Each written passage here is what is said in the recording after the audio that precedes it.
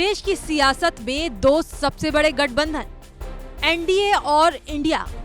2024 का लोकसभा चुनाव फिलहाल इन दोनों गठबंधन के इर्द गिर्द घूम रहा है।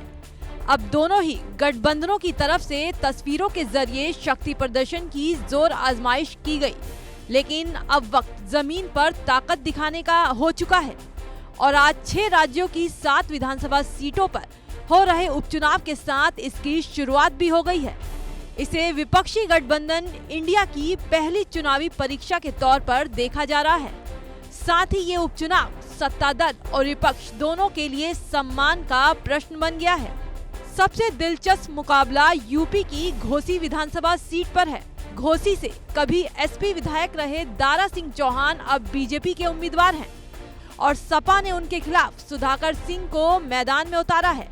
वैसे तो यहाँ सीधी टक्कर सपा और बीजेपी की है, लेकिन इसे एनडीए बनाम इंडिया का एक अघोषित लिटमस टेस्ट भी माना जा रहा है। वहीं उत्तराखंड की बागेश्वर विधानसभा सीट पर बीजेपी और कांग्रेस में सीधी टक्कर है। बीजेपी की तरफ से पार्वती दास के सामने कांग्रेस के बसंत कुमार मैदान में हैं। बीजेपी विधायक चंदन राम दास के इस साल अप्रैल में हुए निधन के बाद उत्तराखंड की बागेश्वर विधानसभा सीट खाली हो गई थी। झारखंड की डुमरी विधानसभा में उपचुनाव की जंग एनडीए वर्सेस इंडिया की हो गई है। इंडिया गठबंधन की तरफ से बेबी देवी, जबकि एनडीए की तरफ से यशोदा देवी मुकाबले में है। वहीं त्रिपुरा की 2 विधानसभा सीट धनपुर और बोक्सानगर में भी उपचुनाव चल रहे हैं, जहां बीजेपी और सीपीआईएम में सीधा मुकाबला देखा जा रहा है।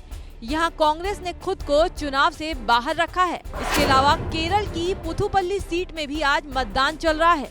यहाँ मुकाबला कांग्रेस के नेतृत्व वाले यूडीएफ के चांडियोमन, सीपीआईएम के नेतृत्व वाले एलडीएफ के जैक्सी थॉमस और बीजेपी के नेतृत्व वाले एनडीए के लिगिन लाल के बीच है। वहीं पश्चिम बंगाल की धूपगुड़ी सीट पर हो रहे उपचुनाव में बीजेपी, टीएमसी और लेफ्ट के बीच त्रिकोणीय मुकाबला देखा जा रहा है।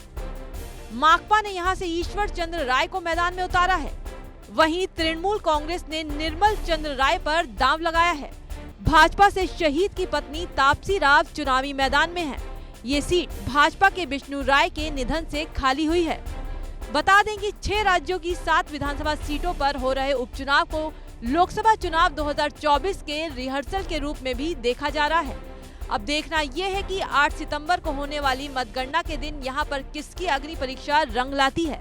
क्या इंडिया गठबंधन अपनी पहली परीक्षा में पास हो पाएगा या फिर एनडीए के आगे पूरा विपक्ष 4 नहीं 7 राज्य चित हो जाएगा।